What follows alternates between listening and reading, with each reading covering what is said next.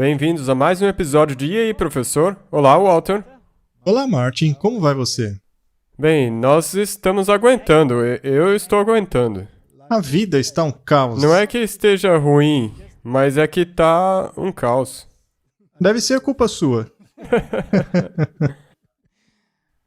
Se for esse o caso, então me desculpe. A gente chegou no ponto que ou a gente chora ou a gente ri.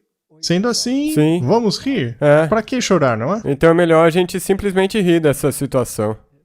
Então, um dos assuntos que, para alguns, é um assunto difícil de compreender. Sim. Hoje falaremos sobre tradição, a desgraça da religião. Sabe, nós estamos vivendo em um tempo no qual a tradição dentro da igreja e os valores tradicionais dentro da sociedade estão em colisão. Nós temos que falar sobre isso. E nós temos que pedir a Deus por proteção durante essa conversa. Então, oremos. Senhor, nós te agradecemos por poder conduzir essas conversas. Por favor, nos ajude a trazer a mensagem que tu queres que nós tragamos. Ilumine as mentes de todos com teu Espírito Santo, em nome de Jesus. Amém. Amém? Por que este tema é importante? É porque, em resultado da tradição, muitos vão se perder. Isso é exatamente o que a Bíblia diz. E nós temos que levar uma mensagem de advertência ao mundo? Então, temos que falar sobre isso. Um sinônimo de desgraça em inglês é a palavra bane. Segundo o dicionário, é algo que causa grande aflição e perturbação. Por exemplo, a frase, o telefone foi a desgraça da minha vida. Em um significado arcaico, ela também quer dizer algo venenoso que causa morte. Eu achei isso muito apropriado. Eu acho que tem uma tradição a qual a Bíblia está se referindo. Então, a tradição é a desgraça da religião. É um veneno que causa morte. E além disso, é algo muito chato. É mesmo, porque as pessoas se agarram a elas de tal maneira. Se fosse múltipla escolha, poderíamos dizer todas as opções acima. Exato.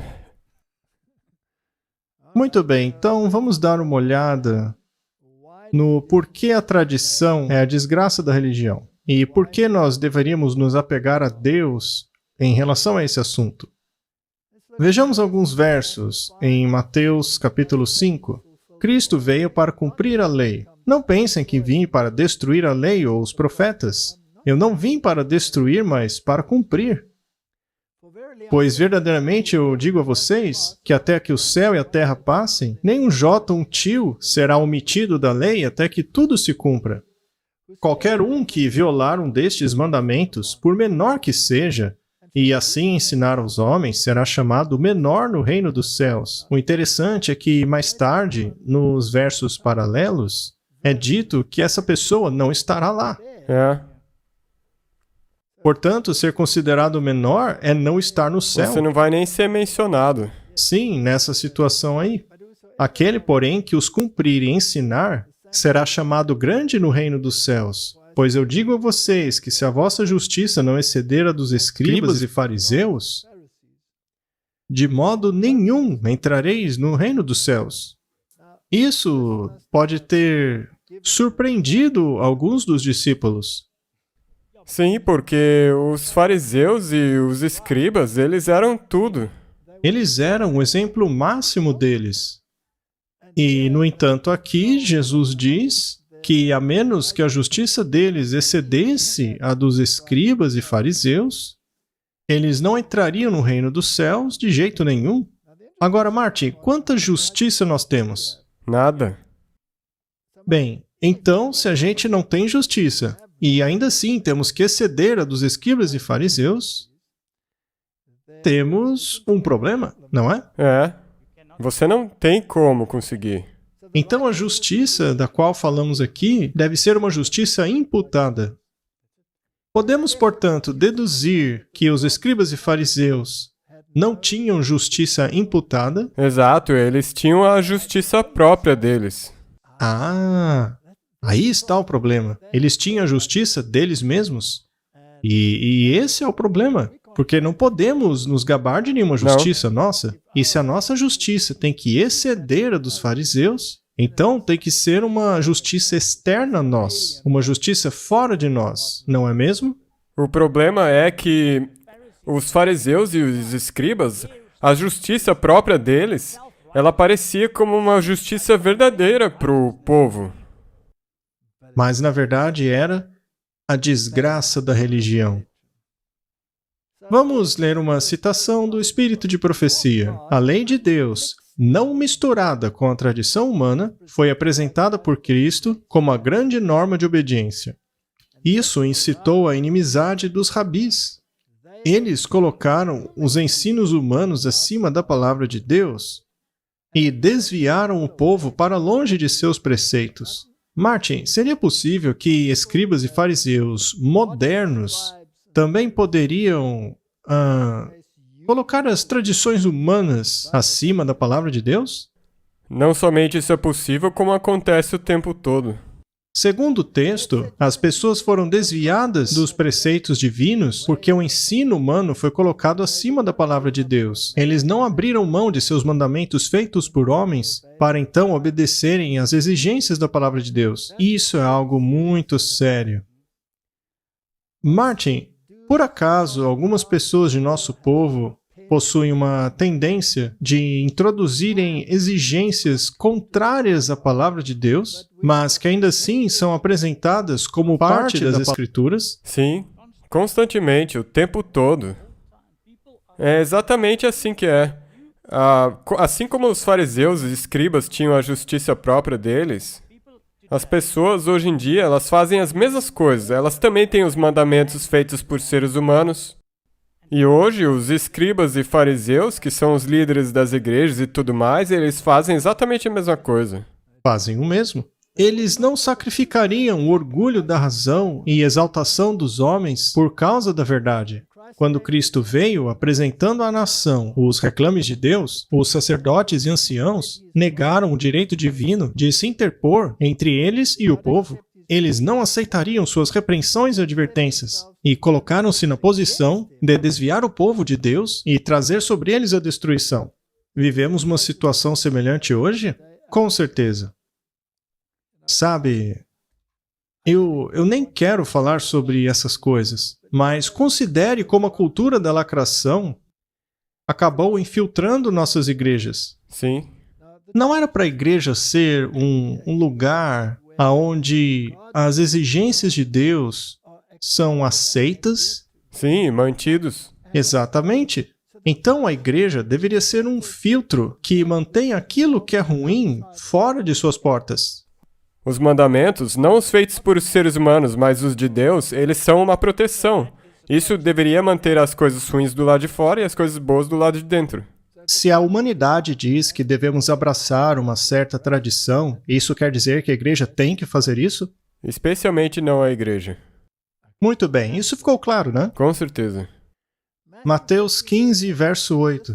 Esse povo se aproxima de mim com a sua boca e me honra com os seus lábios, mas o seu coração está longe de mim.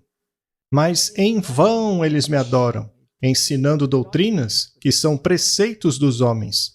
A palavra em vão é bastante forte. Significa inútil. Não serve para nada. Isso está relacionado. Nem tudo que diz Senhor, Senhor vai entrar no reino dos céus. Muito bem. E o interessante é que, segundo o verso 2 de Mateus, o que deu origem a essa questão é o fato de os discípulos aparentemente transgredirem a tradição dos antigos. Eles perguntaram a Jesus, por que os seus discípulos transgridem a tradição dos antigos? Pois eles não lavam suas mãos quando vão comer pão. Mas ele respondeu e disse, por que vocês transgridem o mandamento de Deus por causa da tradição de vocês? Uma vez que se isentam de honrarem seu pai e sua mãe. Dessa maneira, tornam o mandamento de Deus de nenhum efeito por causa de sua tradição. Então Jesus os repreende dizendo que colocaram a tradição acima da palavra de Deus.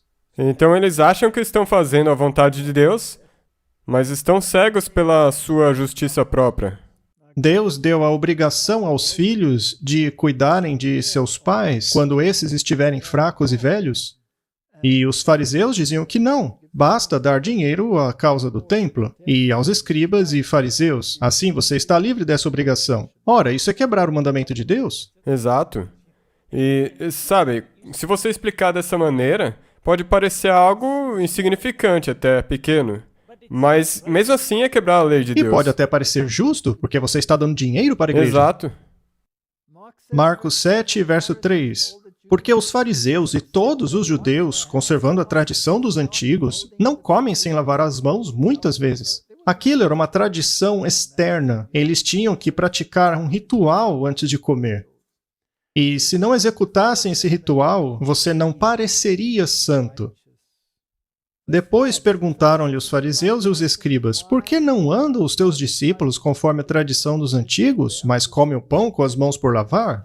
Agora Jesus diz no verso 8, porque deixando o mandamento de Deus, vocês retêm a tradição dos homens, como o lavar dos jarros e dos copos, e fazem muitas outras coisas semelhantes a estas. Essa era apenas uma questão, mas havia muitas outras. Mas todos eles sempre remontavam a algo que eles faziam.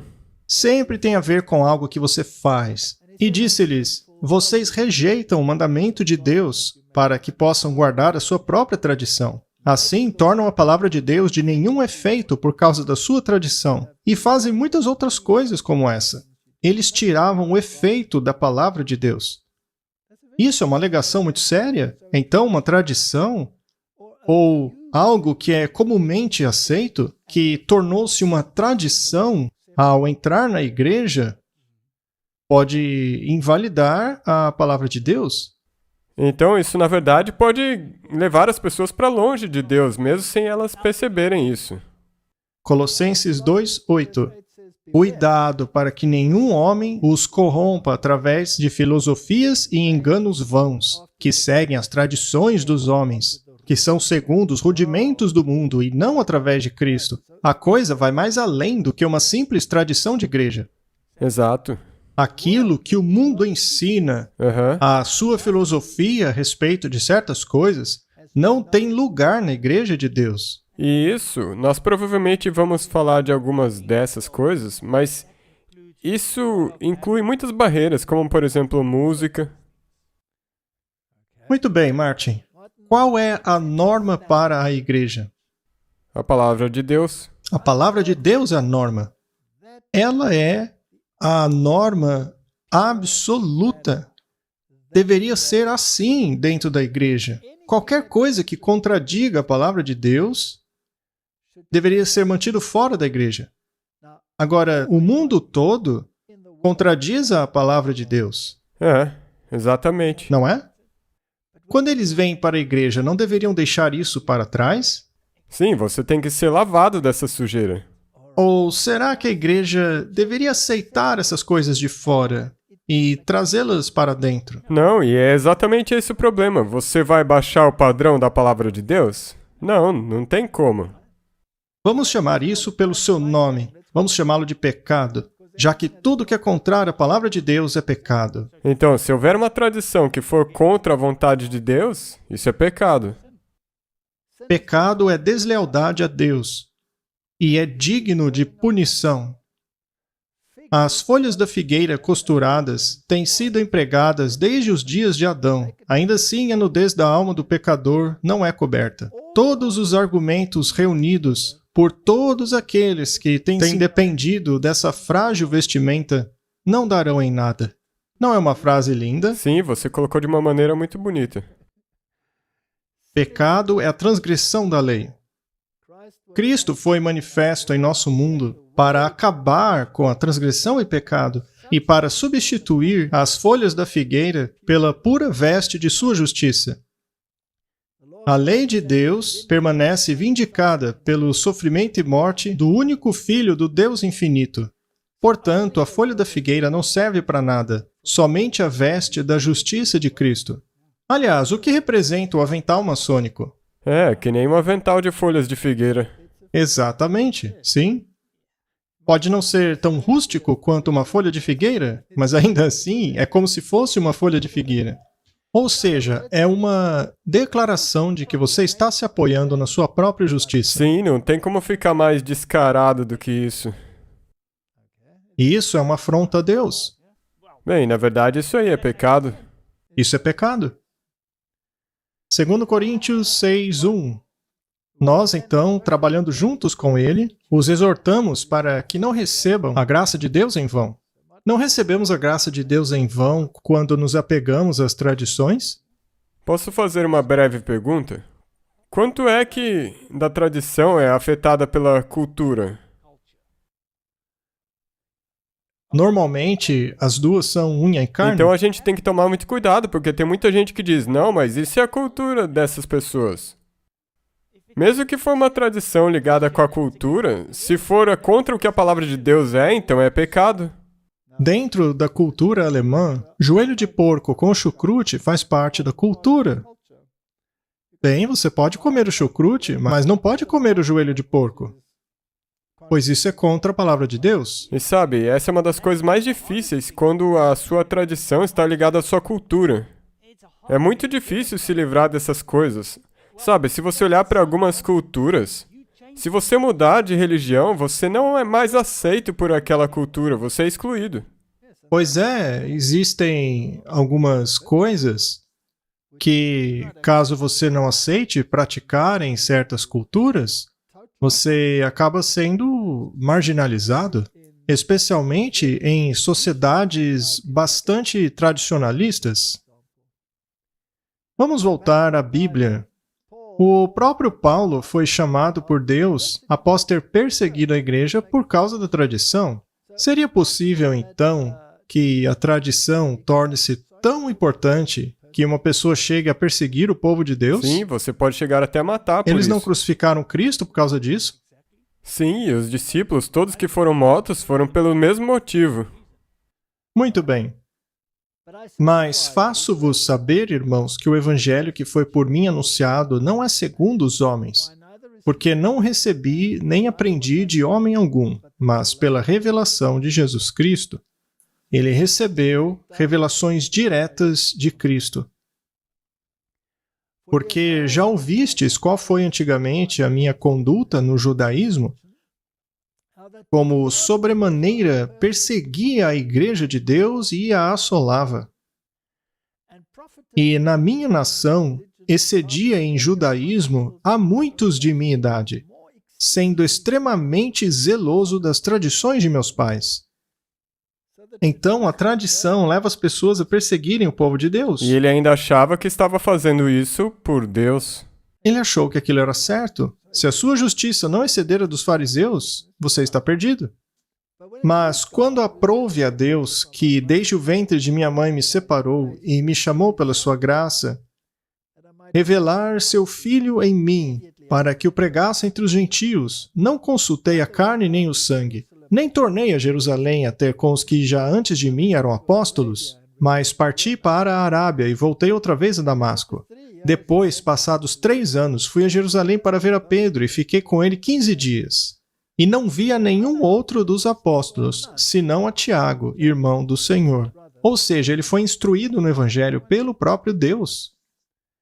E tudo o que ele descobriu no Antigo Testamento, de repente ganhou vida, e a tradição dele tornou-se inútil e sem sentido. Agora, se você lembrar, ele está falando aqui aos Gálatas. Esse pessoal aqui, eles estavam se agarrando às tradições. E eles não queriam aceitar ele como um apóstolo. Na verdade, eles estão reclamando. Porque Jesus disse para eles que a tradição tinha que ir embora. Isso, na verdade, é muito engraçado. E será que foi fácil convencer os discípulos?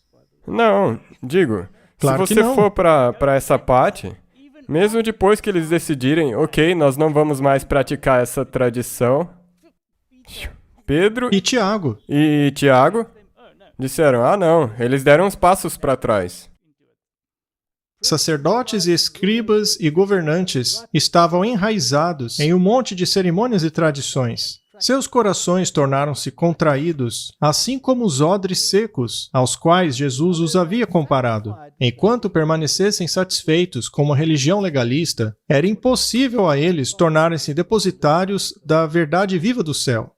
Eles pensavam que sua própria justiça era toda suficiente, e temos que falar mais sobre isso.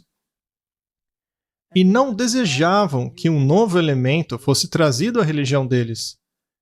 A boa vontade de Deus aos homens não foi aceita por eles como algo à parte deles mesmos. Eles a conectaram ao seu próprio mérito por meio de suas boas obras. Mas a Bíblia diz que todas as nossas boas obras são trapos de imundícia.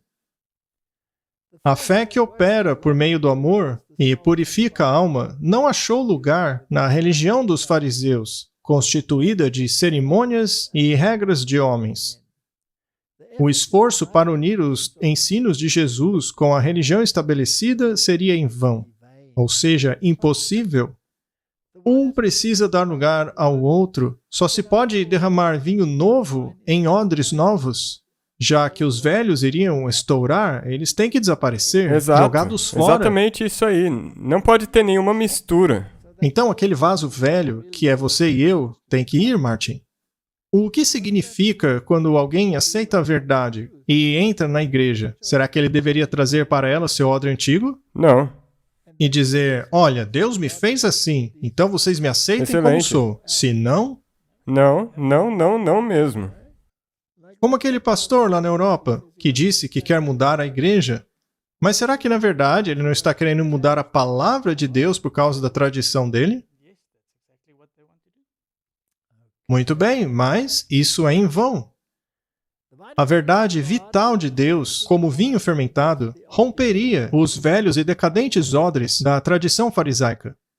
E é nesse ponto que estamos no mundo hoje. É um lugar muito perigoso. E a igreja está em crise. Isso é estar na beirada de um precipício muito perigoso. As pessoas chamadas por Deus para serem pilares da verdade tornaram-se representantes de Satanás. No que tange a cultura da lacração, os líderes dizem que eles não têm o direito de controlar igrejas individuais ou conferências, então elas podem fazer o que quiserem. Mas os líderes são a norma ou é a palavra de Deus que é a norma? O que é a norma, Martin? O modelo, o padrão é o seguinte, a palavra de Deus. A palavra de Deus tem que determinar como você trata esse tema. Quando você contraria a palavra de Deus e diz que você tem que aceitar isso, seja lá o que for que esteja surgindo, você se torna um representante de Satanás. Eles estavam fazendo uma obra que o agradava, tomando uma direção que mancha o caráter de Deus e faz com que o mundo olhe para ele como um tirano. Mesmo os sacerdotes que ministravam no templo haviam perdido o significado dos rituais que executavam. Eles passaram a olhar apenas para o símbolo e não para o seu significado. Ao apresentar as ofertas sacrificais, eram como atores em uma peça. As ordenanças ordenadas por Deus foram tornadas como método de cegar a mente e endurecer o coração. Deus não poderia mais utilizar esses canais. Todo o sistema deveria acabar. Então isso aqui está falando do sistema sacrificial. Eles o utilizavam como um ritual. E agora, você não tem como enxergar isso. Deus tirou isso porque as pessoas não entendiam mais o que isso significava. E agora, tem pessoas que querem voltar, reinstaurar essas tradições. Eles querem voltar às tradições. Eles desejam uma religião de tradição. Por meio de seu filho, Deus buscava frutos, mas não encontrou nenhum. Israel tornou-se um fardo. Sua própria existência, uma maldição, pois ocupava o lugar na vinha que poderia ser preenchido por uma árvore sadia, mas ela roubava do mundo as bênçãos que Deus desejava conceder. Os israelitas mancharam a imagem de Deus perante as nações. Eles não tornaram-se apenas inúteis, mas um grande fardo. A religião deles tornou-se enganadora, levando à ruína ao invés da salvação. Infelizmente, muitas de nossas igrejas hoje tornaram-se um fardo inútil. Porque elas desviam as pessoas, levando-as para longe da salvação, ao invés de apontá-las para ela. E especialmente nessa época em que nós estamos, é muito fundamental que nós não deixemos o mundo se infiltrar na igreja. Porque senão você vai ser um representante de Satanás se fizer isso. Quanto mais o mundo vai na direção errada, mais deveríamos permanecer firmes pela verdade. Mas ir atrás do mundo tornou-se para nós uma tradição. Seja lá qual for o assunto, seja na lacração, seja nas questões médicas, nós temos seguido as tradições dos homens. Chegou a hora da igreja acordar. Eu concordo, eu acho que nós deveríamos parar e acordar. Eles foram responsáveis pela rejeição de Cristo e os resultados que se seguiram. O pecado de uma nação e a ruína dela se devem a líderes religiosos. Ao olhar para os concílios de igrejas hoje, para algumas das decisões tomadas pelas igrejas do mundo, até mesmo protestantes, são tão contrárias à palavra de Deus, que é de assustar que eles se chamem de líderes religiosos. Nós mostramos aqui sobre a igreja anglicana que quer fazer uma versão da Bíblia com neutralidade de gênero.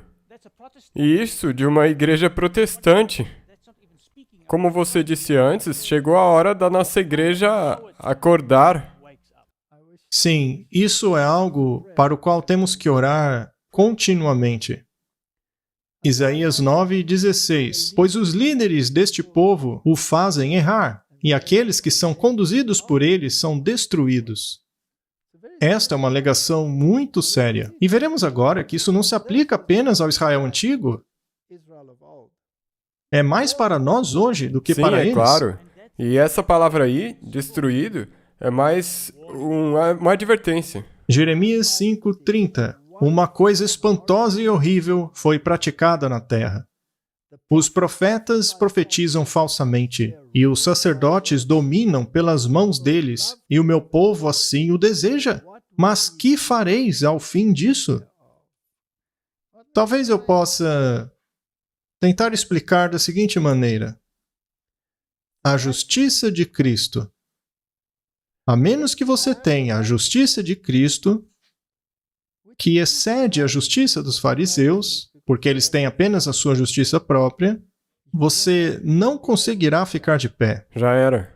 Porque somente com a justiça de Cristo você pode entrar. Se alguém tentar entrar usando uma outra veste, de acordo com a parábola... Não, ele vai ser barrado. Exato. Agora, imagine o manto de justiça de Cristo. Será que existe espaço para qualquer forma de pecado nesse manto? Mas se alguém disser, vamos permitir a inclusividade nesta igreja, isso não exclui o manto de justiça? Sim. Será que Jesus vestiria um manto manchado? Não. Ele não iria. Não tem como ele fazer isso, ele nunca pecou, as vestes dele são impecáveis. A questão da justificação pela fé sempre tem sido atacada pelo mundo. Porque é justamente a doutrina que separa o cristianismo de todo o resto. É o alicerce da verdadeira religião. Vamos ver o que diz a tradição católica. Isso foi retirado do Respostas Católicas.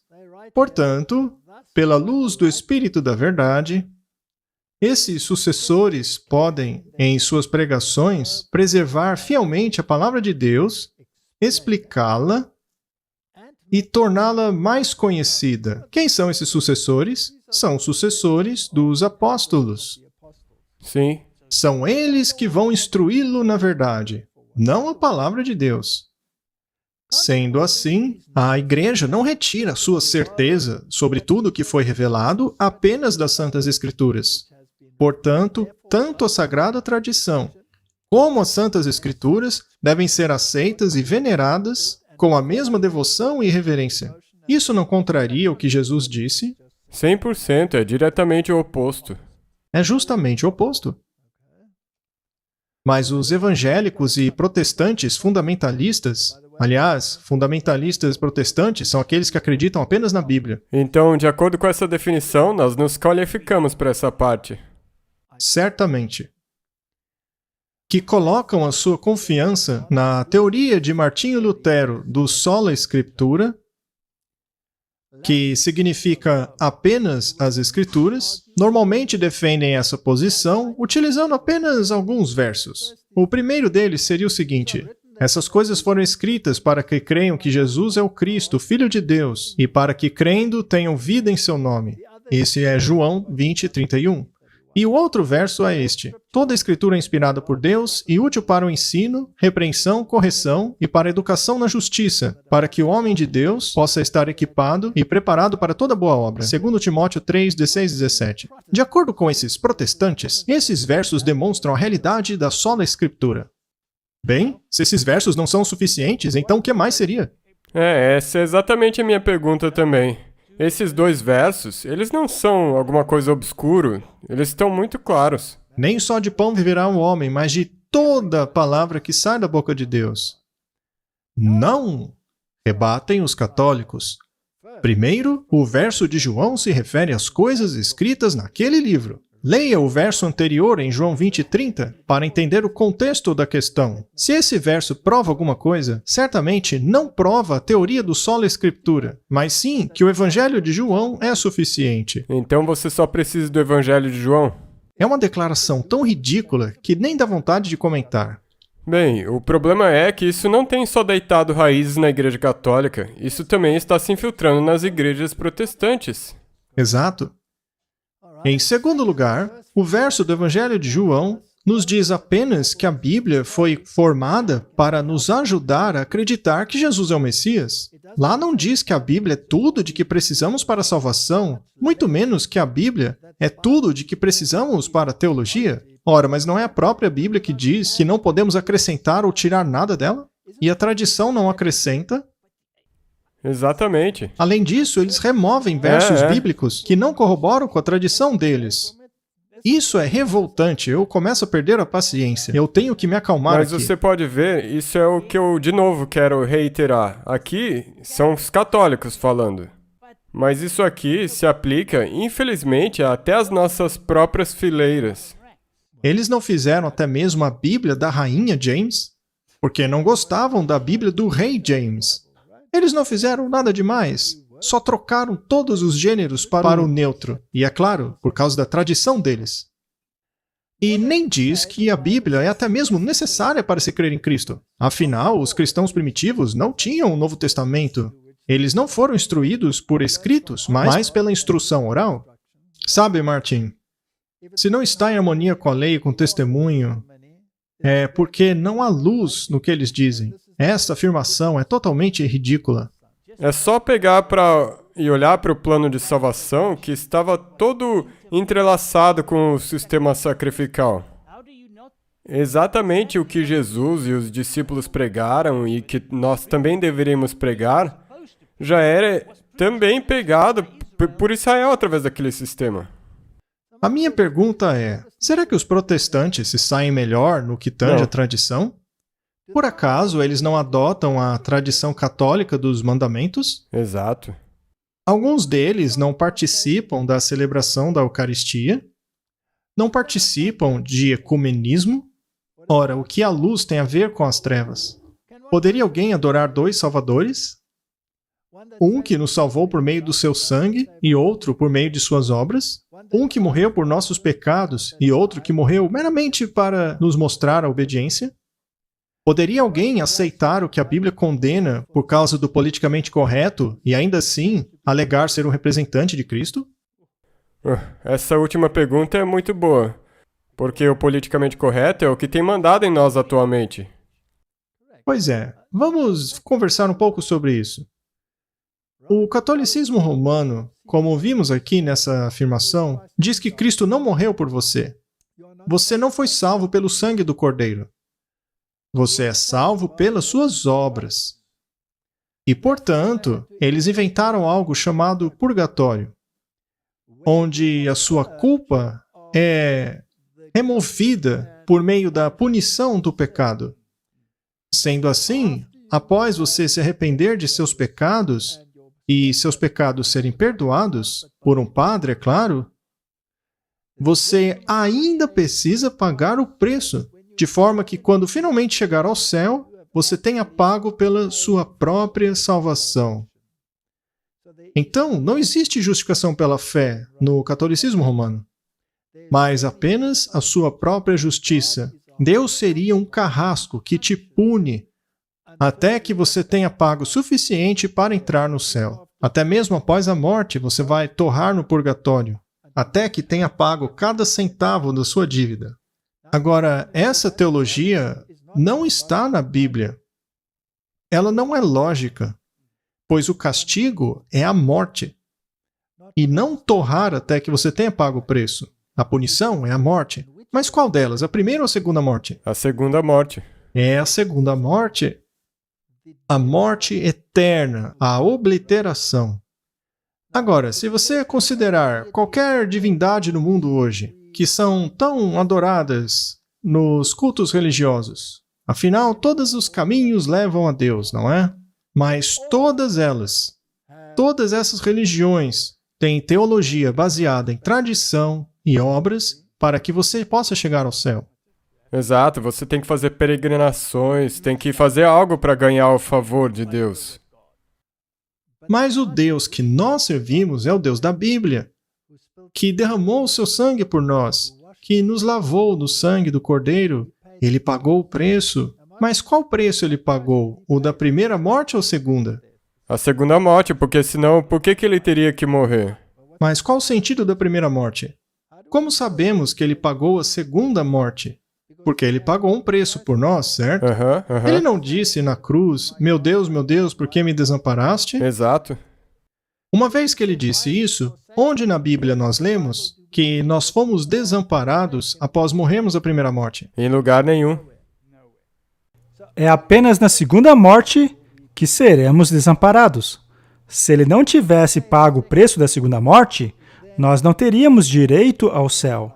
Então, Martin, nós vamos a ele com essas vestes imundas. Somos pecadores. Você já cometeu pecado? Sim, não tem ninguém sem pecado. Não existe ninguém sem pecado. E eu posso garantir que eu já quebrei cada um dos mandamentos. Até mesmo não matarás, pois eu Sim. fiz em minha mente. Eu já desejei a morte de pessoas em minha mente. Mesmo que você se irá com seu irmão sem motivo, isso é assassinato. E ninguém nessa terra pode me dizer que eles jamais tiveram a ideia de acabar com alguém. Muito bem. Pare para pensar nisso. Pare para refletir essa teologia magnífica. Aqui estou eu, sentenciado a morrer. Não tenho nada a oferecer. Não tenho desculpas. Tudo o que eu posso fazer é olhar para a cruz, porque lá o preço foi pago por mim. E Cristo não morreu apenas por mim, mas Ele morreu como se fosse eu. E Ele me dá o seu manto de justiça perfeito para que eu permaneça diante de Deus como se nunca tivesse pecado. Deus olha para mim por meio do manto de justiça de Cristo. É que nem o assento da misericórdia na Arca da Aliança. Ele vê a justiça, aquele assento da misericórdia representa a justiça. É aquilo que ele vê. Então, não tem nada que eu possa fazer. Eu não posso pagar, porque o único pagamento aceito é a morte. A morte eterna. Mas por meio de Cristo eu posso ter vida eterna. Agora considere qualquer divindade aí no mundo. Será que alguma delas pagou um preço tão caro para que a punição fosse removida de mim? Vamos Não. dar nomes aqui. Por acaso Alá morreu no meu e no seu lugar? Não. E o que ele faria a você se você não for bom o suficiente?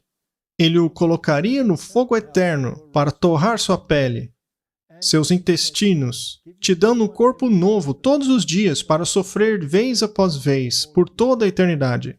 Agora, compare esse Deus a Jesus Cristo, o Salvador, que veio e pagou Ele mesmo o preço máximo, sofreu Ele mesmo o meu pecado e pagou o preço máximo, isso sem cometer nenhum pecado.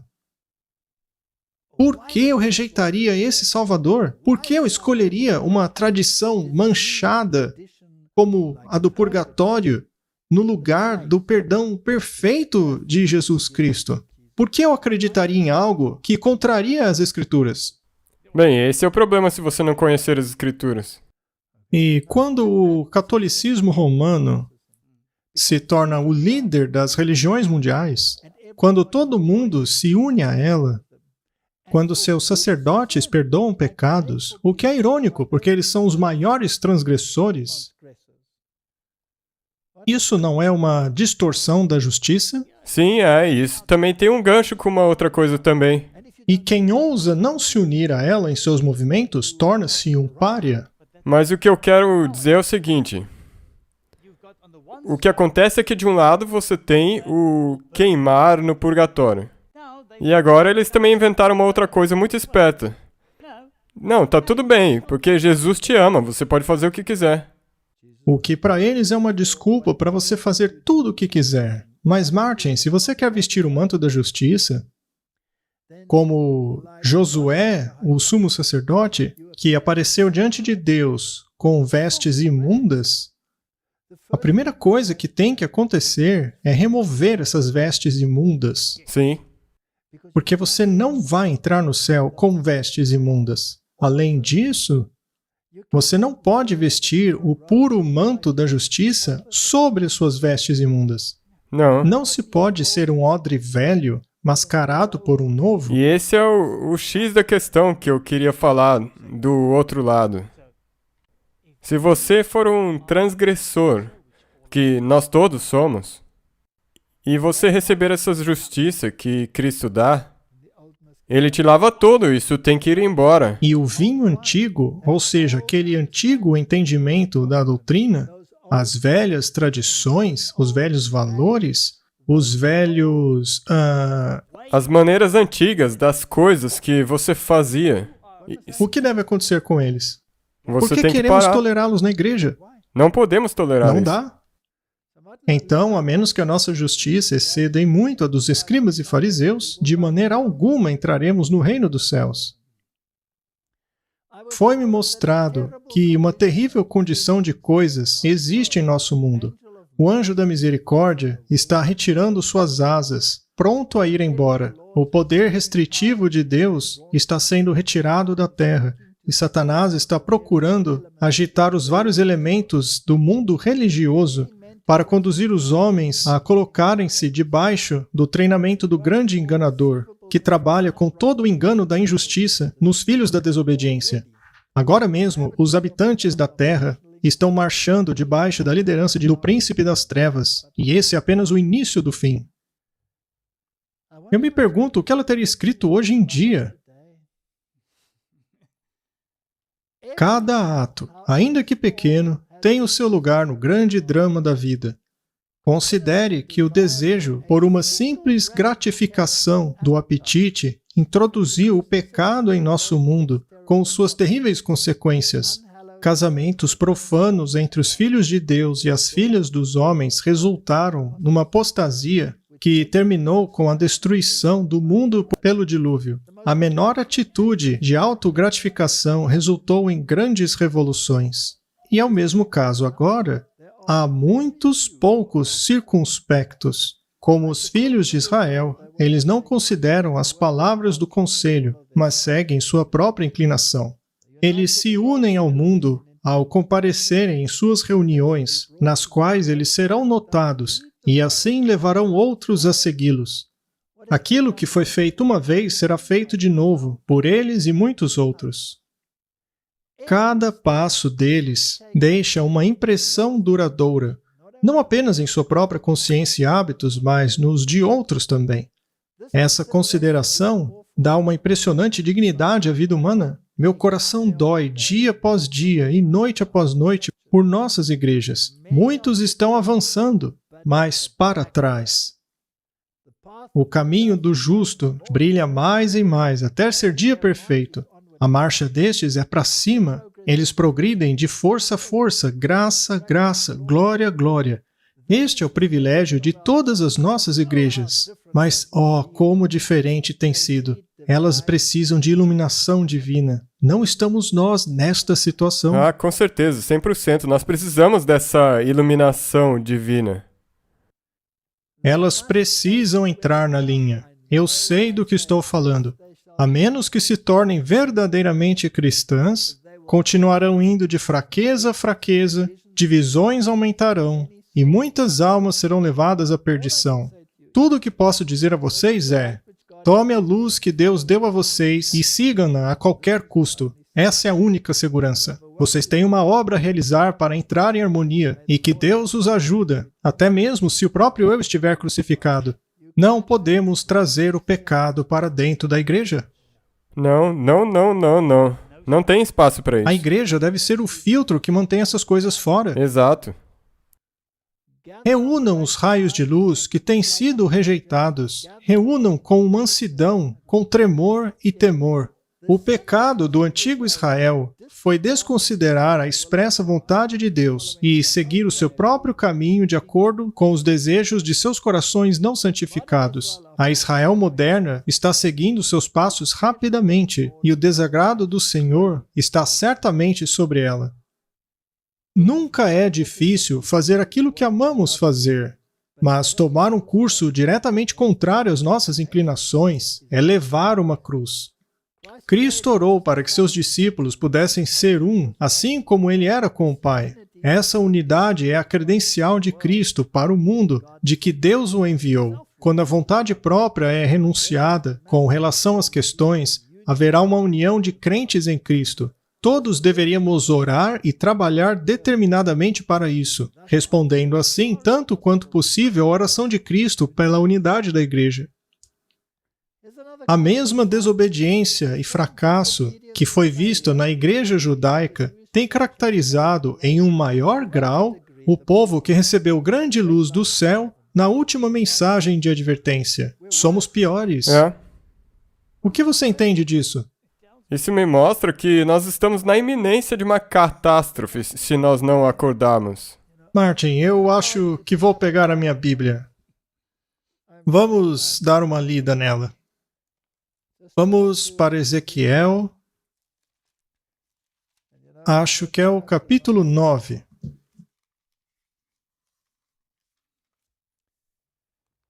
Vamos ver o que o capítulo nos diz. Diz assim: Então me gritou aos ouvidos com grande voz, dizendo: Fazei chegar os intendentes da cidade, cada um com as suas armas destruidoras na mão. E eis que vinham 6 homens a caminho da porta superior, que olha para o norte, e cada um com a sua arma destruidora na mão, e entre eles um homem vestido de linho, com um tinteiro de escrivão à sua cintura. E entraram e se puseram junto ao altar de bronze. Estes são os últimos momentos da história da Terra. Este aqui era o tipo, e nós somos o antitipo.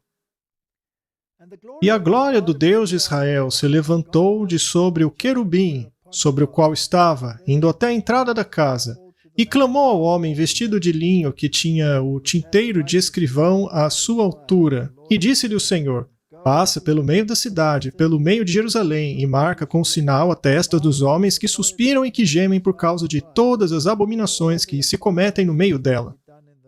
E aos outros disse ele, ouvindo eu: Passai pela cidade após ele, e matem. Não poupe o vosso olho, nem vos compadeçais. Matai velhos, jovens, virgens, meninos, mulheres, até exterminá-los. Mas a todo homem que tiver o sinal, não vos chegueis. E começai pelo meu santuário. E começaram pelos homens mais velhos que estavam diante da casa. Essa é uma questão muito séria. Aqui está falando da igreja. Este é o selamento final. Este é o selamento. O que significa que você está tão apegado à verdade que você não pode ser movido. Isso vai fazer parte dos 144 mil. E ele viu os homens vindo atrás e matando.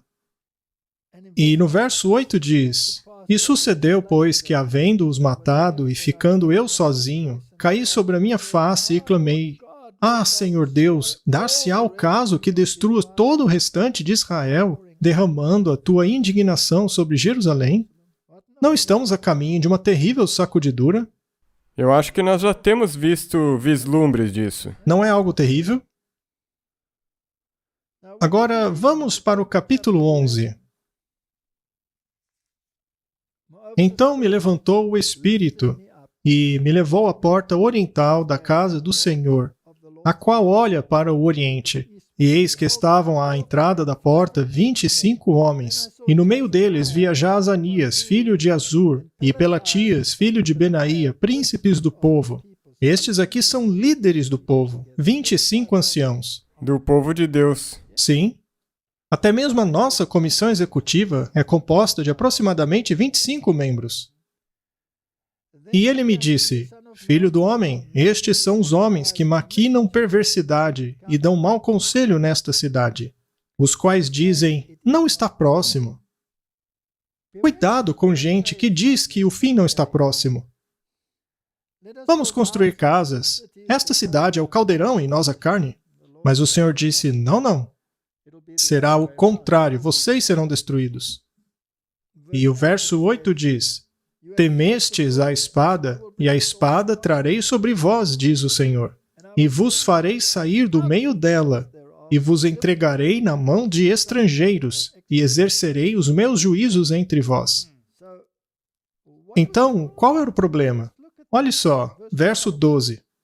E sabereis que eu sou o Senhor, porque não andastes nos meus estatutos. Isso é coisa séria. Nem cumpristes os meus juízos, mas eles escolheram os juízos do mundo e os colocaram na igreja. Mas fizeram conforme os juízos dos gentios que estão ao redor de vocês. Será que não estamos fazendo o mesmo? Exatamente, e trazendo essas tradições para dentro da igreja. É interessante no verso 9 que nós acabamos de ler, tirai-vos-ei do meio dela. Isso de do meio de... É o Jerusalém, povo de Deus, aqui a é o igreja. povo de Deus. Deus os tiraria de lá e os destruiria. Do lado de fora, ou seja, se você estiver do lado de fora, Você tem um problemão. você vai ter se posicionado do lado de fora da igreja verdadeira. Um dos maiores problemas que temos é que as pessoas não acreditam que estamos perto do fim. Continuam falando que ainda está longe. E se você ousa dizer que estamos perto do fim, eles ficam loucos. Vamos para o capítulo 12 agora, verso 22. Diz assim, Filho do homem, que provérbio é esse que vós tendes na terra de Israel, dizendo, prolongar-se-ão os dias?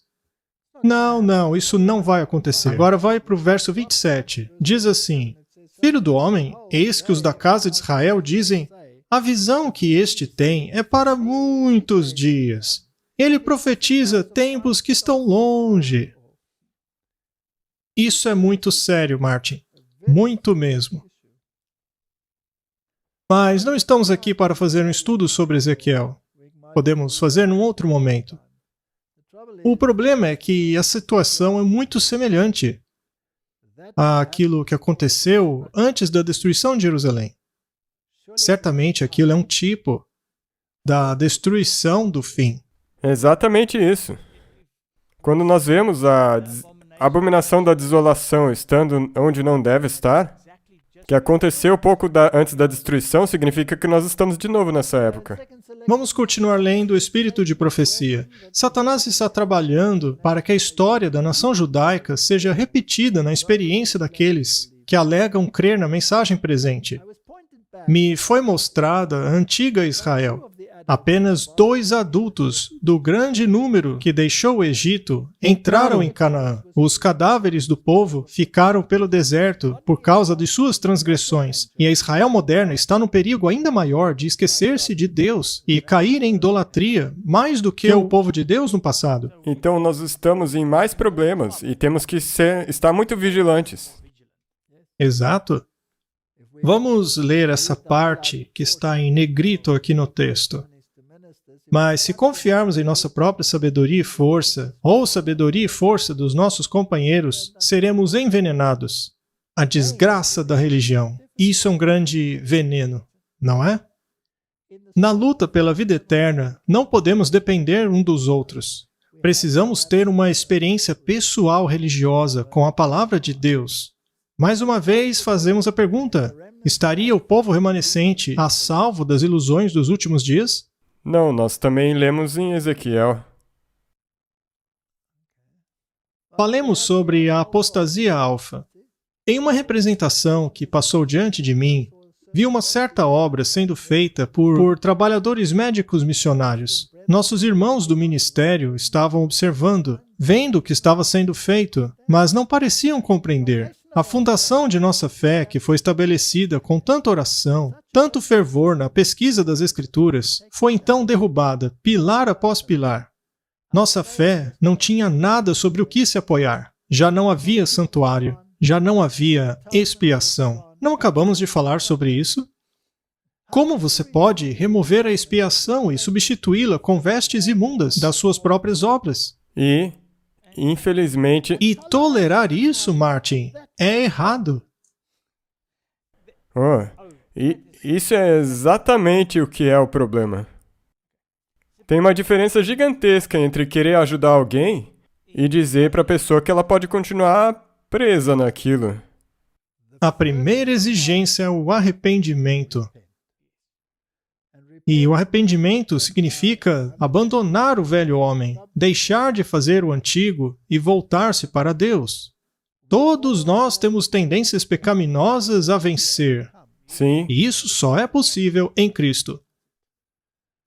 Você pensa que eu tenho algo a dizer ao ver os pilares de nossa fé sendo derrubados? Teorias sedutoras estão sendo ensinadas de uma tal maneira que não conseguiremos reconhecê-las a menos que tenhamos um claro discernimento espiritual. Há tanto tempo quanto Deus tem uma igreja, Deus também terá aqueles que não se calam.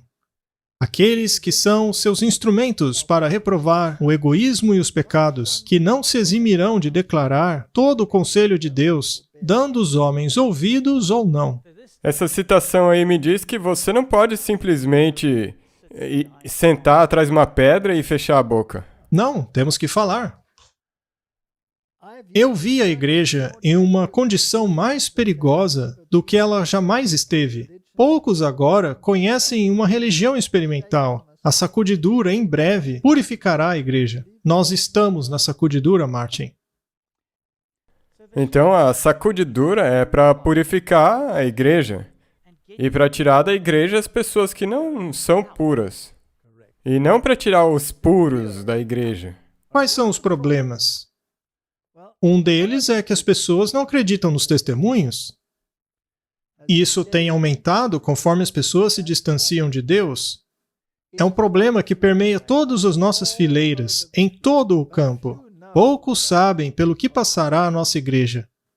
Eu vi que, atualmente, estamos sob a paciência de Deus, mas ninguém sabe quanto tempo isso durará. Ninguém sabe quanta misericórdia tem sido exercida em nosso favor. Somente poucos se dedicam a Deus de coração. Apenas poucos que, como estrelas numa noite tempestuosa, brilham aqui e acolá entre as nuvens. Que descrição triste, Martin. Essa é a mesma coisa que também aconteceu com Israel. Vamos ler mais uma vez. Satanás está trabalhando para que a história da nação judaica seja repetida na experiência daqueles que alegam acreditar na verdade presente. Estamos em um perigo muito grande.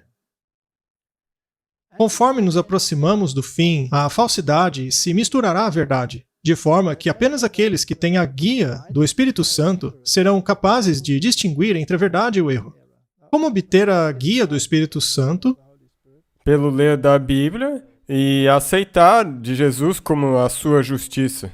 E a Bíblia não diz que o Espírito Santo foi dado àqueles que o obedecem, Exato. Não é mesmo? Tem como você seguir a Jesus sem obedecer ele? Não, é impossível. Então, aqueles que são guiados pela palavra de Deus discernirão entre a falsidade e a verdade, entre o pecado e a justiça. Caso os testemunhos sejam de Jesus, não seriam então a sua palavra? Sim. Neste tempo, anjos maus na forma de homens falarão com aqueles que conhecem a verdade, apresentarão interpretações incorretas e desconstruirão as afirmações dos mensageiros de Deus. Eles torcerão a verdade.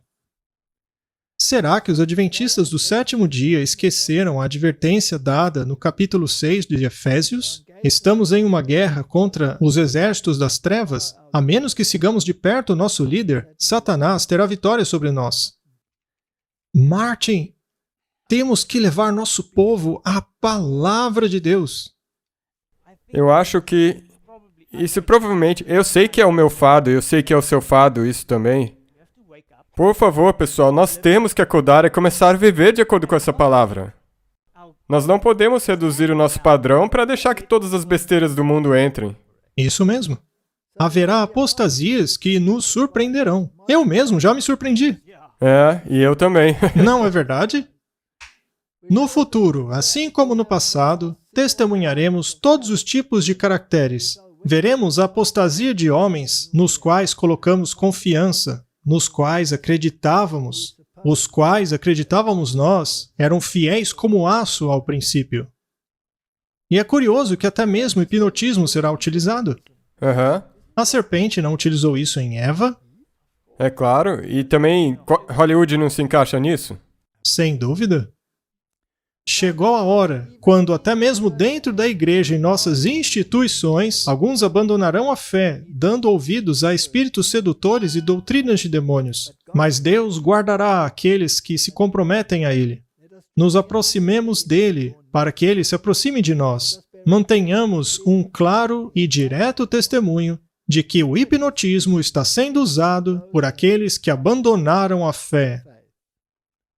Formação espiritual é hipnotismo. É uma coisa perigosa. Programação neurolinguística é hipnotismo. Não devemos nos associar a eles. Através daqueles que abandonam a fé, o poder do inimigo será exercido para desviar as pessoas da verdade. Formação espiritual, programação neurolinguística, misticismo e até mesmo a música pode ser hipnótica. Ah, Hollywood e música são as duas principais coisas que Satanás usa para nos afastar. E o que tem acontecido? Ambas essas coisas têm se infiltrado na igreja, ao invés de nós tirarmos essas coisas. Nós já dissemos isso aqui várias vezes, mas você esteve envolvido na cultura rave, não é? Eles não fazem uso de música hipnótica? Sim, é claro. Quando você entra em um cassino, que tipo de música é tocada lá? Não é música, é um ruído de fundo que tem o objetivo de mantê-lo em um estado alterado de consciência, para que o seu lóbulo frontal seja basicamente anulado, para que eles possam manipulá-lo. E o mesmo ocorre nas igrejas. Ah, e agora que você mencionou jogatina, o motivo pelo qual eles fazem aquelas máquinas, aqueles caça-níqueis rodarem, também é hipnótico, sabia? E eles também incorporaram o mesmíssimo princípio ao usar a internet no seu telefone. O TikTok, por exemplo, o YouTube, os vídeos recomendados. Você tem que ficar rolando. E assim como no caça-níquel, quando você vê um vídeo legal, é como se, opa, você ganhou um prêmio, uma recompensa. Ambas essas coisas trabalham com o mesmo princípio, é uma coisa hipnótica. Quão cuidadosos devemos ser para não sermos influenciados pela mídia? Você tem que entender que essa é uma das principais maneiras de Satanás tentar te separar dos caminhos de Deus. Ele não pode plantar ideias subliminares em nossa mente?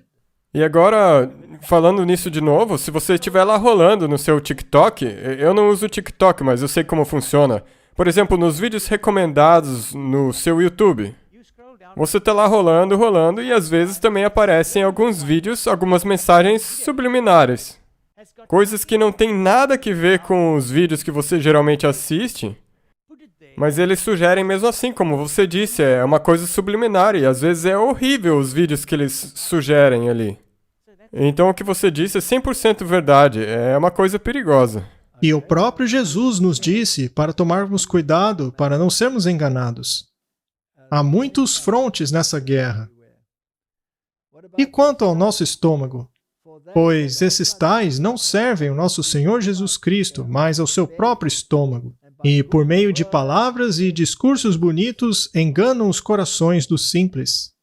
Será possível, então, sermos enganados até mesmo pelo que comemos e bebemos? Que nenhum homem os engane com vãs palavras, É por causa dessas coisas que a ira de Deus vem sobre os filhos da desobediência. Então, Martin, o perigo que ameaça nossas igrejas é que coisas novas e estranhas sejam trazidas para dentro dela, coisas que confundem a mente das pessoas, que não as fortalece, mesmo no período de que mais precisam de força nas coisas espirituais. Temos as 3 mensagens angélicas para pregar, e estamos sendo distraídos pela cultura atual, também pelos ventos de doutrina que estão soprando dentro da igreja, e também por esse discurso de tolerância do pecado, tendo como justificativa o amor de Deus. Sabe, isso é muito triste. E a cereja, a cobertura do bolo, é a besteira de pegar essa mensageira e excluir ela, colocar ela de escanteio. E essas coisas vão entrar muito mais fácil. Eles fazem de tudo para não olharmos para o problema de maneira direta. Também não deve haver acordo com aqueles que adoram um falso sábado.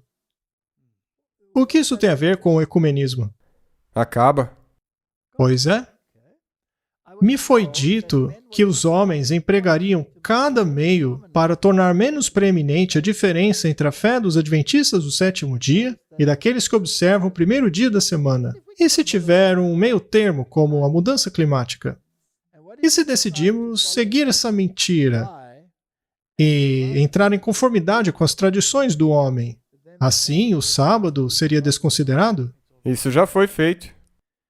Satanás espera envolver o povo remanescente de Deus na ruína geral que está vindo sobre a terra. Conforme a vinda de Cristo se aproxima, ele empregará esforços mais determinados e decididos para vencê-los. Homens e mulheres se levantarão professando terem nova luz ou alguma nova revelação, cuja tendência é desviar a fé dos antigos pilares. O sábado está sob ataque em mais de uma maneira. Não é apenas um ataque fora da igreja. Que diferença faz o dia que você adora, dizem eles. Eles também dizem, o que é o sábado? Será que ele já não foi perdido no tempo? Mas e quanto aos ciclos lunares e todas essas coisas? Sabe, esse é o problema. Mesmo que você tenha a verdade e tiver aceitado ela, o inimigo traz vários tipos de ensinos ou outras coisas que podem te desviar. Sim, quando eu considero os pioneiros, por exemplo, pegue qualquer um deles. No início, eles eram adventistas do primeiro dia, mas depois tornaram-se do 7º dia. Alguns deles, até mesmo na escola, alguns dos nossos pioneiros apanharam de seus professores porque, veja, eles não eram adventistas do 7º dia, hein? Mas eles diziam, professor, o dicionário diz que o sábado é o 7º dia da semana. E o senhor está dizendo que é o domingo, que na verdade é o primeiro dia da semana. Aconteceu que alguns apanharam por causa disso. E mais tarde, ao descobrirem que o sábado era o 7º dia da semana, eles o aceitaram. Então quer dizer que todos os pioneiros que chegaram a essa conclusão estariam errados? Quando eu vejo os mandamentos alterados, quando eu peguei aquele panfleto que aquele homem enviado por Deus havia me dado, lá dizia que eles mudaram os mandamentos de Deus. Lá dizia claramente que o sábado era o 7º dia. Eu então peguei o dicionário de Oxford e vi que era mesmo, que o sábado era o 7º dia da semana e o domingo o primeiro. Então, todas essas questões são importantes. Mas hoje tem gente querendo mudar esse pilar de nossa fé. Em visão, eu vi 2 exércitos em terrível conflito. Um exército era conduzido pelos estandartes com a insígnia do mundo. O outro exército carregava o estandarte do príncipe Emanuel. Vi que muitas companhias abandonavam o exército do Senhor para unirem-se ao inimigo, mas também vi tribo após tribo abandonar o exército do inimigo para unirem-se ao de Deus. Essa visão é muito triste. Muitas pessoas do exército do Senhor nos abandonarão. Companhia após companhia jogavam seu estandarte no chão. Companhia após companhia do Senhor unia-se ao inimigo. Ao mesmo tempo, tribo após tribo do exército do inimigo se unia ao povo que guarda os mandamentos de Deus. Aqui temos pessoas que estão saindo de Babilônia. Elas estão entrando na igreja. Alguns dos que tiveram a verdade e deveriam permanecer firmes a ela, infelizmente a abandonarão. Isso é triste. Isso é muito triste. Haverá uma sacudidura. E aqueles que foram seus amigos, os seus colegas, sairão. Mas o espaço deles será tomado pelos de fora. Muitos se converterão de Babilônia. E se as pessoas que não estão fazendo as coisas certas estão saindo, e outros que querem fazer o certo estão entrando no quê? Eles não podem entrar numa coisa que está desintegrando por você ter saído. Bem, não é verdade que antes que eles saiam, farão tudo em seu poder para trazer o mundo para dentro da igreja? Mas aqui está falando daqueles do mundo que descobriram a verdade e finalmente virão para a igreja. E as pessoas saindo, o que eu quero dizer é, você vai ser sacudido. Exato. Não é que as pessoas estão deixando a igreja porque a igreja é Babilônia. Correto. Um anjo voando pelo meio do céu colocou o estandarte de Emanuel em muitas mãos, enquanto o poderoso general clamou com alta voz: alinhem-se, que aqueles que são fiéis aos mandamentos de Deus e ao testemunho de Cristo tomem agora sua posição. Vamos dar uma lida apenas nas seções em negrito. Haverá muitos agora, assim como em tempos antigos, que se apegarão à tradição e adorarão coisas que não conhecem. Deus despertará o seu povo. Se outros métodos falharem, heresias virão sobre eles e os sacudirão, separando o joio do trigo. Antes da sacudidura, devemos esperar heresias. Vai ser um caos. Tem heresias entrando na igreja hoje? Sim. Isso não quer dizer que a sacudidura não está longe. Exato. O que causará a sacudidura? O testemunho direto. O testemunho direto. Isso causará a sacudidura. E o que causará o testemunho direto? O alto clamor. O alto clamor. E o que causará o alto clamor? A perseguição que chegará pela implementação da marca da besta. Exatamente. Então, quando a marca da besta for implementada, ocorrerá a sacudidura. Sim. E até este ponto, nós não podemos julgar essa igreja, mas apenas julgar as coisas erradas dentro dela. É exatamente isso que as Escrituras e o Espírito de profecia nos dizem.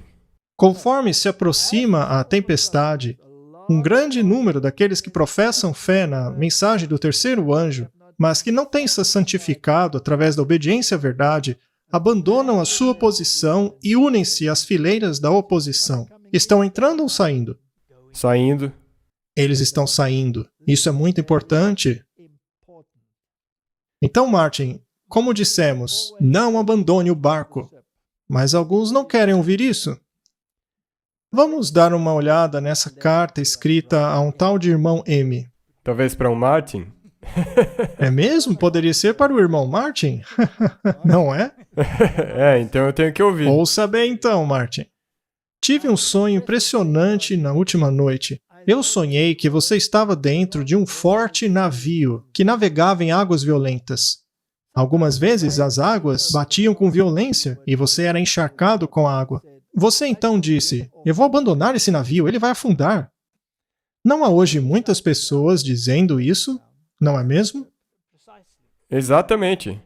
Então, por favor, ouçam com atenção. Não, disse alguém que parecia ser o capitão. Esse navio chegará ao porto, ele nunca afundará. Mas você respondeu: eu serei lançado ao mar. Como eu não sou o capitão, quem se importa? Eu vou aproveitar a oportunidade e fugir utilizando aquele bote. O capitão então disse: eu não permitirei que você vá, pois eu sei que esse barco atingirá as rochas antes que chegue no porto. Você então se aprumou decididamente e disse: esse navio aqui vai afundar. Posso ver isso perfeitamente.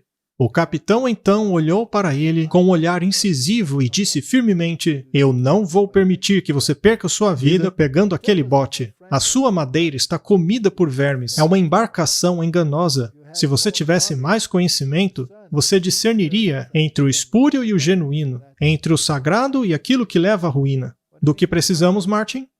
De discernimento. E como nós podemos obter isso? Como conseguimos? Por meio das Escrituras e dos testemunhos. De volta às raízes. Há dois grupos dentro dessa igreja. Você goste ou não.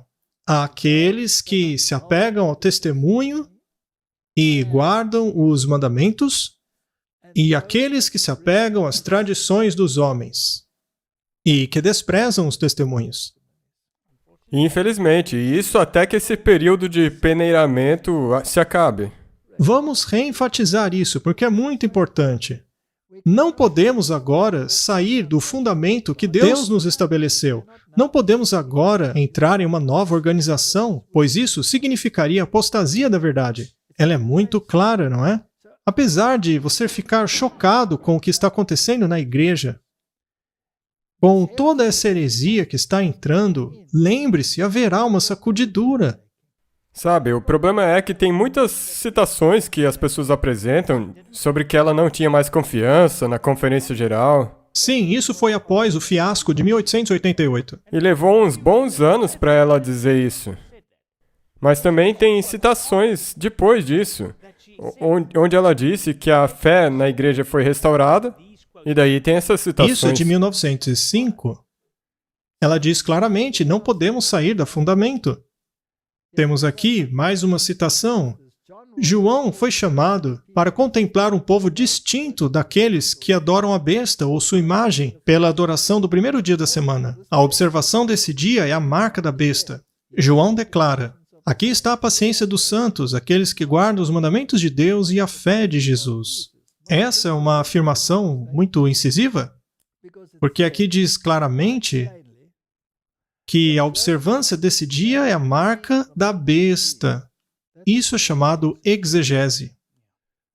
Agora, alguns de nossos líderes estão dizendo que não podemos aplicar exegese nas declarações dela, apenas homilética, ou seja, apenas para pregação. Mas, Martin, esta é uma doutrina espúria, porque ou o profeta está falando as palavras de Deus ou não. Ou ele tem a autoridade de Deus ou não tem. Não pode ser meio a meio. Se você quiser usar como homilética, daí é você que pode decidir o que você vai obedecer e o que não vai obedecer. Exato. Mas se for de Deus, você tem que obedecer tudo. Exatamente. Pergunte a você mesmo, estão as mensagens deles construindo ou destruindo? Essa é a primeira pergunta. Estão eles pedindo para sairmos da igreja ou aguardando até que o Senhor a purifique? Estão ensinando coisas relevantes às 3 mensagens angélicas ou nos distraindo delas? Estão eles levando a igreja de volta às tradições, formas e cerimônias? Ou estão ensinando a justificação pela fé? São perguntas que temos que nos fazer. E eu ainda acrescentaria uma outra. Estariam trazendo práticas mundanas para a igreja e tornando-as aceitáveis, quando Deus, na verdade, as condena? Não. Muito bem. Deus tem uma igreja nessa terra que é o seu povo escolhido, que guarda os mandamentos. Ele não os está conduzindo de maneira separada, mas como um povo. A verdade é um poder santificador. Mas a igreja militante não é a igreja triunfante. Existe joio em meio ao trigo. Deus não guiou o seu povo em meio ao deserto? Não guiou? Sim. Sim. Por acaso alguns não foram removidos por Deus? Muitos deles. Isso não é um tipo? Sim. Ok. Sendo assim, não era para os fiéis abandonarem o povo. Aliás, o próprio Moisés não foi testado nisso. Isso é exatamente o que aconteceu. Por acaso Moisés abandonou aquele povo para iniciar ele mesmo uma nova nação? Exato, e esse é um exemplo muito bom. Isso foi um teste. E Moisés se recusou. Então, aqui temos exatamente a mesma situação. É muito fácil olhar para a apostasia e dizer, quer saber? Vamos condenar toda a igreja e começar uma nova do zero. Martin, por que não começamos uma nova igreja agora mesmo? Você e eu. O que você acha? Bem, vamos sair dessa igreja e vamos começar uma nova e a gente vai saber como fazer o certo. Nunca, jamais farei isso.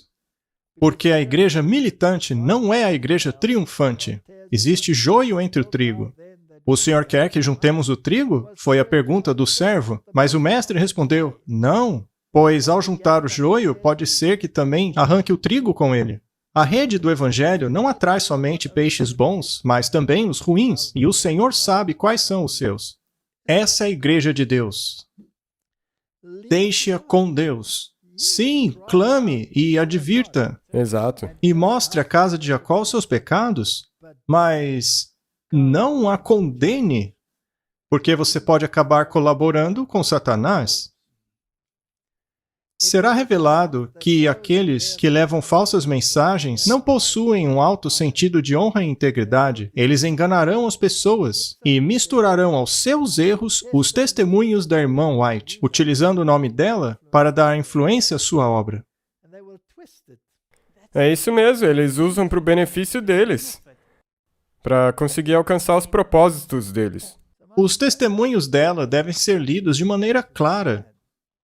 Eles selecionam algumas porções dos testemunhos na intenção de distorcê-los de forma que apoiem as suas posições, utilizando-os de maneira enganosa para que o erro deles possa ter peso e ser aceito pelo povo. É exatamente isso que eles estão fazendo. Exatamente isso. E a parte triste é que eles estão tentando fazer você sair desse corpo de crentes. Quem que tem que fazer a sacudidura? O próprio Deus. Não vai ser as pessoas, ou os líderes, ou ninguém na igreja que vai causar a sacudidura. Vai ser Deus que vai causar essa sacudidura. Exatamente. Alegar que a igreja adventista do sétimo dia é Babilônia é fazer a mesma alegação de Satanás, que é o acusador dos irmãos, que os acusa diante de Deus dia e noite. Martin, por acaso Jesus falou contra os pecados dos fariseus? Sim. Não existe um capítulo inteiro sobre isso? O capítulo 25? Será que todos os fariseus estavam perdidos? Não. Não. Lembre-se disso. Isso é importante. Mesmo que a igreja inteira esteja em problemas, Deus diz, vocês estão em problemas. Mesmo assim, teve gente salva ali. Pois é. Por meio deste mau uso dos testemunhos, almas são colocadas em perplexidade, porque não podem entender a relação entre os testemunhos e as posições apresentadas pelos que estão em erro. O plano de Deus é que os testemunhos sempre apontassem apenas para a verdade. Muito bem, se essa primeira parte aqui for verdade, então deve estar naquele contexto, não pode ser posto em outro. Então, viu só? Os testemunhos, eles apoiam a Bíblia, eles apoiam a verdade. Então, se você usar esses testemunhos de maneira errada, na verdade, você está pecando, porque você está denegrindo a verdade. Pode parecer que a igreja vai cair, mas ela não irá cair. Ela permanecerá firme enquanto os pecadores de Sião serão peneirados para fora. Eu não sei como alguém pode interpretar mal isso daqui. O lixo será separado do precioso trigo. Isso é algo terrível, mas tem que acontecer. Enquanto os novos conversos entrarão, muitas pessoas de dentro de nossas fileiras sairão. Isso é realmente triste, pois algumas dessas pessoas são nossos amigos, pessoas com quem nos relacionamos. Ainda assim, precisa acontecer. É necessário que seja assim. Bem, a questão será o sábado. A marca da besta, a implementação da marca da besta, será a questão que causará a sacudidura. Ainda não foi imposta. Eles ainda a estão planejando. Ainda assim, não existem muitos em nossa igreja simpatizantes da visão do mundo e de toda essa cultura da lacração e toda a loucura envolvida com ela. Sim, então toda essa apostasia sobre a qual nós lemos em Ezequiel, ela está acontecendo. Sim, E não existe um conselho que está totalmente errado por estar em harmonia com aquilo que o mundo está fazendo e não com as instruções de Deus? Sim. Sim. Vi que Deus tem filhos que não observam e nem guardam o sábado. Eles não rejeitaram a luz sobre isso. E no início do tempo de angústia, fomos enchidos pelo Espírito Santo e seguimos adiante para proclamar o sábado de maneira mais forte. Haverá uma grande proclamação com relação ao sábado. Isso enraiveceu as igrejas e os adventistas nominais, já que não podiam refutar a verdade do sábado. Neste tempo, os escolhidos de Deus viram todos claramente que nós tínhamos a verdade e saíram para sofrer a perseguição conosco. Mais uma vez, as pessoas de fora vão entrar, enquanto pessoas de dentro vão sair para o mundo. Vão sair. E isso vai ser por causa do sábado. Então nós temos que esperar por isso para toda essa sacudidura acontecer. E quando esta obra for terminada, os seguidores de Cristo estarão prontos para a sua vinda. Então a oferta de Judá e Jerusalém será agradável a Deus como nos dias antigos, nos anos anteriores. Isso está em Malaquias 3:4. Então, a igreja que o nosso Senhor, em sua vinda, receberá para si mesmo, será uma igreja gloriosa, sem mancha, ruga ou qualquer coisa do tipo. Esta é uma menção a Efésios 5:27. Então ela aparecerá como a alva do dia, formosa como a lua, brilhante como o sol, impressionante como um exército com bandeiras. Martin, não cabe a nós sacudir. Não, somos nós que devemos causar a sacudidura. O nosso papel é pregar o testemunho direto.